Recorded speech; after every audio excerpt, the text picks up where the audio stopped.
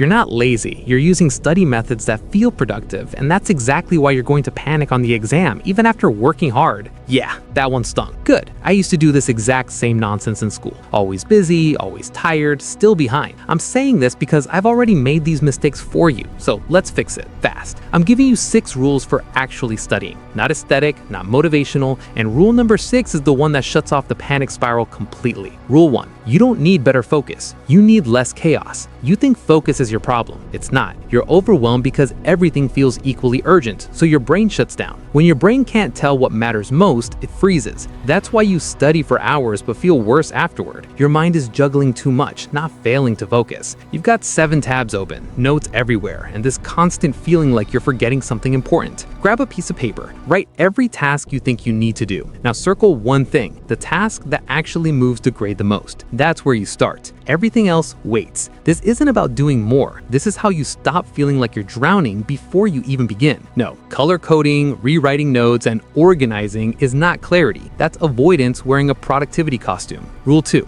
If it feels easy, you're probably wasting time. Here's the most uncomfortable truth about studying. If it feels smooth, calm, and reassuring, it's probably not working. Most people study in a way that keeps them emotionally comfortable, rereading notes, highlighting, watching explanations, and nodding along like, yeah, that makes sense. And it does feel good. It feels productive. It feels safe. That feeling is familiarity, and familiarity is a trap. Your brain is really good at recognizing information it's already seen. It mistakes that recognition for understanding.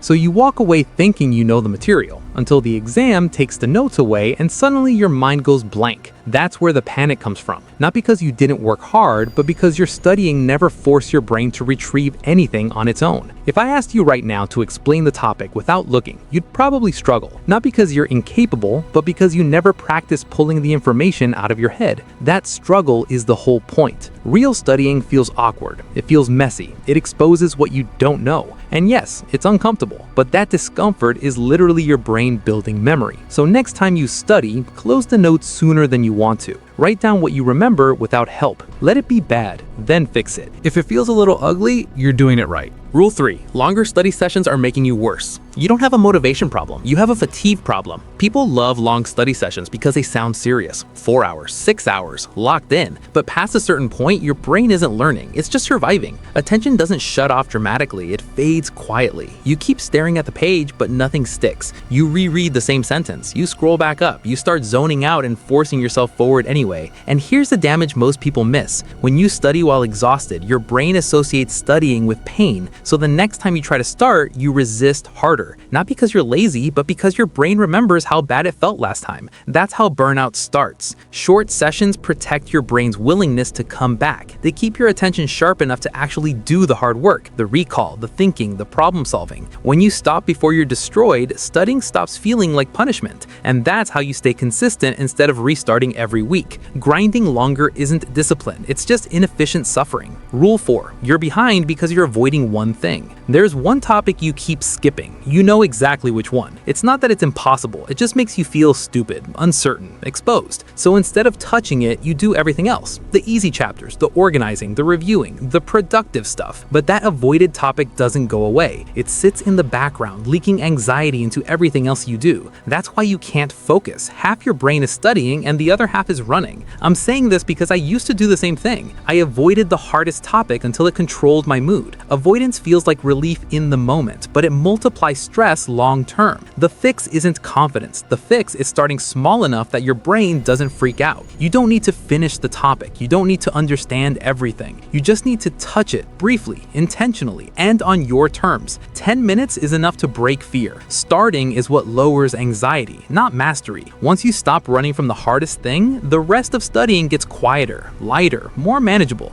And that's when progress actually starts. Rule 5. Notes are not the goal. Output is. Here's something nobody tells you early enough. Notes don't raise grades. They make you feel prepared. They make you feel organized. They make you feel like you did something. But exams don't care how clean your notebook is. The real problem is that most students confuse collecting information with owning it. You write things down, rewrite them, format them nicely, and your brain goes, cool, job done. Except nothing changed inside your head. If you can't explain a concept simply without reading, you don't understand it yet. And that's not an insult. That's a diagnostic. Real understanding shows up as output, speaking, writing, solving, explaining. That's why tutoring works so well, not because tutors are magical, but because teaching forces clarity. The moment you try to explain something out loud, the gaps expose themselves immediately. That awkward pause where you don't know what to say next, that's the edge of your understanding. So stop treating notes like a finished product. They're just raw material. Close them, talk through the idea like you're helping a confused friend. If you stumble, good. That's the part you actually need to study. Pretty notes calm anxiety. Output builds competence. And competence is what kills exam fear. Rule 6. Panic comes from trying to do everything. This is the one that changes everything. Panic doesn't come from being unprepared. It comes from trying to prepare for everything at once. Your brain cannot hold infinite tasks, infinite chapters, infinite what-ifs. So when you aim for perfection, full coverage, total understanding, your nervous system goes into overload. That's when the spiral starts. You feel behind, so you try to do more. So you feel worse, so you freeze. Here's the truth nobody gives you permission to accept. You don't need to be fully ready. You need to be ready enough. Exams aren't won by covering everything perfectly. They're survived and often passed by choosing what matters most and letting the rest be imperfect. Progress under pressure is about aiming smaller, not bigger. Decide what good enough looks like for tomorrow, not the entire course. Decide what topics you're realistically going to handle. Decide what you're intentionally letting go of. That choice gives you control back. Once your brain knows there's a boundary, an endpoint, the panic drops. You can finally focus. You can finally work. This isn't quitting, it's strategy. Trying to do everything is what's breaking you. Choosing deliberately is what calms you down. Here's the truth. You're not lazy. You're not broken. You're overloaded and stuck in fake productivity. Studying isn't about doing more. It's about doing the right thing imperfectly. Do one rule tonight. Just one. Comment locked in. Then close the app and start.